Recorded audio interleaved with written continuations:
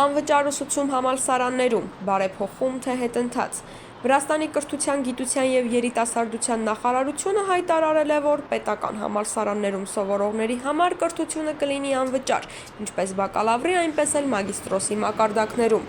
Ալիք Մեդիան Թբիլիսիի փողոցներում հարցում է անցկացրել, պարզելու համար, թե ինչ կարծիքի են բնակիչներն այս մասին։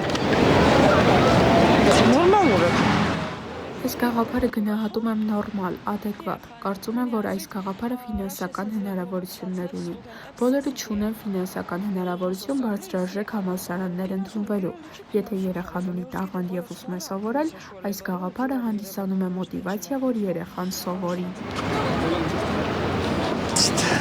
Գիտեք, ես դրական չեմ գնահատում, որովհետև Խորհրդային Միության ժամանակ ուսուցչուհի էի, գիտեմ ինչ էր կատարվում և ինչպիսի կոռուպցիա կար։ Եվ չեմ կարծում, որ այս գաղափարը լավն է, կհայտնվեն մարդիկ, ովքեր կկիրառեն հին եղանակը։ Ինձ դուր չի գալիս այդ գաղափարը։ Ես նախընտրում եմ, որ մարդ ինքը ընտրի ինչ է ուզում, ինչպես է ուզում և օգնություն ստանա, որ սովորի ու իր գիտելիքներով և ցանկությունով իրականացնի իր նպատակները։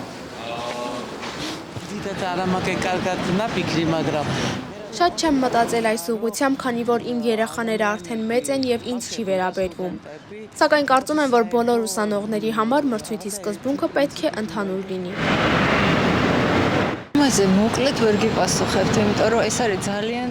Կարճ չեմ կարող պատասխանել, քանի որ սա կապված է շատ բարդությունների հետ։ Եթե պետական դրամաշնորհ չլինի, անհնար է, որ ինչ-որ լավ բան ստացվի։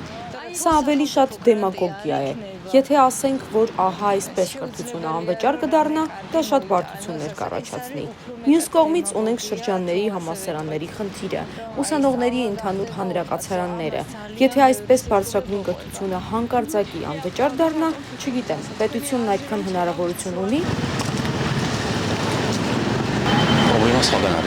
Խնդիրն ուրիշ տեղ է, եւ ոչ թե այսօրվա բարեփոխումների մեջ։ Խնդիրը մեր գիտակցության մեջ է,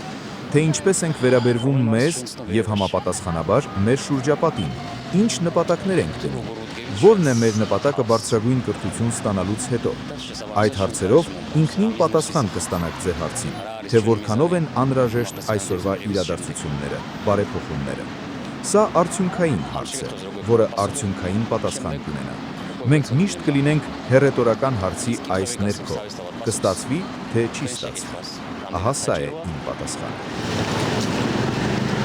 Բարեփոխումը անպայման է։ Մենք դեռ մշտական բարեփոխման ընթացքի մեջ ենք։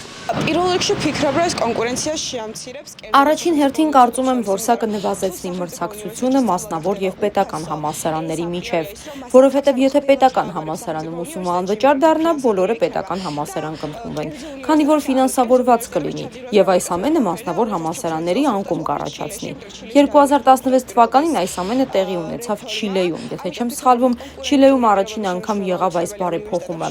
Այդ պատճառով կարծում եմ, որ մրցակցային պայմանների պահպանումը անհրաժեշտ է համալսարանների միջև։ Երկրորդը Վրաստանում, եթե չեմ սխալվում, ռեսուրսների 12%-ը ուղղված է կրթությանը։ Եվ կարծում եմ, որ այս փուլում մենք այնքան զարգացած պետություն չենք, որ մեր ռեսուրսները ավելի շատ ներդնենք կրթության մեջ, որովհետև ուսման անվճար դարձնելը իրականում նշանակում է, որ մենք այլ ոլորտներում հնարավորություններ այլևս չենք ունենա։ Անվճար ուսուցումը կնվազեցնի մրցակցությունը աշակերտների միջև, որովհետև այս ֆինանսավորման համակարգը երբ չլինի, ցույց կտա, որ ուսանողը նպատակաուղղված չէ դրամաշնորհ գրանտ ստանալու վրա։ Կարծում եմ, որ սա այսօրվա շրջանավարտների շրջանում համենայն դեպս իմ սերնդում շատ մոտիվացնող բան էր, որ գրանտի միջոցով համալսարան է իր ընդունվում։ Իմ կարծիքով սա կառաջացնի պետական համալսարանի քաղաքականացում ևս։ Մեր կառուցվածքները դեմոկրատական չեն եւ գոյություն ունի ճեղքվածություն։ Այս դեպքում շատ վատ կլինի, որ դասախոսների ընտրությունը եւ ընտրումը առաջացնի այս ամենը։ Կամ հնարավոր է դասախոսի քաղաքական տեսակետների պատճառով համալսարանից հեռացնեն եւ այլն։ Իսկ մասնավոր համալսարանները ֆինանսական հնարավորություն չեն ունենա այդ դասախոսներին աշխատանքի ընդունելու համար։ Այս պատճառով էլ կարծում եմ, որ մեր վիճակում, մեր դեմոգրաֆիկ եւ դեմոկրատական իրավիճակից ելնելով, այս բարեփոխումը այս փուլում մեզ համար ընդունելի չէ։